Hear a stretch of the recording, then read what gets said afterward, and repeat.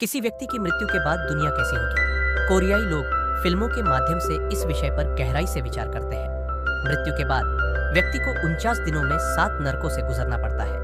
उसे हर तरह की क्रूर सजाओं का सामना करना पड़ता है। 7 स्तरों की नरक परीक्षा उत्तीर्ण करने पर ही उसे पापरहित पुनर्जन्म प्राप्त हो सकता है।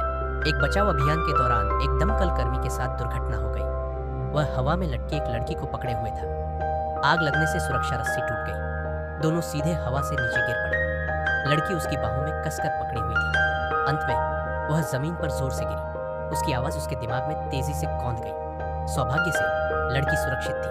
बचाव के बाद वह लड़की को देखने के लिए ऊपर गया, लेकिन उसे कोई प्रतिक्रिया नहीं मिली। दमकल कर्मी असमंजस में पड़ गया। अचानक काले वस्त्र पहने 2 आदमी प्रकट हुए। वे नरक के दूत थे। वे उसे नरक तक ले जाने के लिए नियुक्त किए गए थे। जब दमकल कर्मी ने अपना शव देखा तो उसे एहसास हुआ कि वह मर चुका है, क्योंकि उसने दूसरों को बचाने के लिए अपना बलिदान दिया था। इसलिए उसे एक विशेष कार्ड मिला था। यह कार्ड पाने वाला व्यक्ति 3 दूतों की सुरक्षा में 7 स्तरों के नरक में जा सकता था और वहां उसका न्याय किया जाता था। पुनर्जीवन प्राप्त करने वाला दमकल कर्मी असहनीय पीड़ा से गुजर रहा था। वह मरना नहीं चाहता था।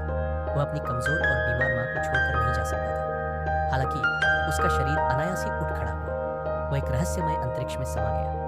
कुछ ही समय बाद दमकल कर्मी नरक के प्रवेश द्वार पर पहुंच गया। वहां कुछ लोग थे जो अभी अभी मरे थे। वे पुनर्जन्म की प्रतीक्षा में कतार में खड़े थे। दूतों ने दमकल कर्मी और उनके नेता से मुलाकात की। दमकल कर्मी को विशेष कार्ड मिला और उसे प्रवेश करने की प्राथमिकता मिली। 7 स्तरों के नरक में न्याय किया जाता था। पहले स्तर को हत्या का नरक कहा जाता है। उसने दमकल कर्मी को दोषी ठहराया, क्योंकि वह अपने साथियों को बचाने में नाकाम रहा और उनके साथियों को मरने के लिए छोड़ दिया। इसलिए उसे अप्रत्यक्ष हत्या का दोषी माना गया। दमकल कर्मी को बहुत पछतावा हुआ। 2/6 उसे समझ नहीं आ रहा था कि वह अपना बचाव कैसे करे। वह क्रोधित हो उठा। दमकल कर्मी के पैरों के नीचे की पत्थर की प्लेट अचानक छटक गई।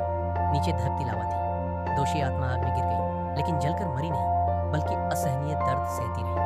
उसका बचाव करने वाला दूत खड़ा हुआ और उस दिन रात के दृश्य को फिर से दोहराने लगा। उस समय उसके साथी पत्थर की प्लेट के नीचे दब गए थे और बच नहीं पा रहे थे।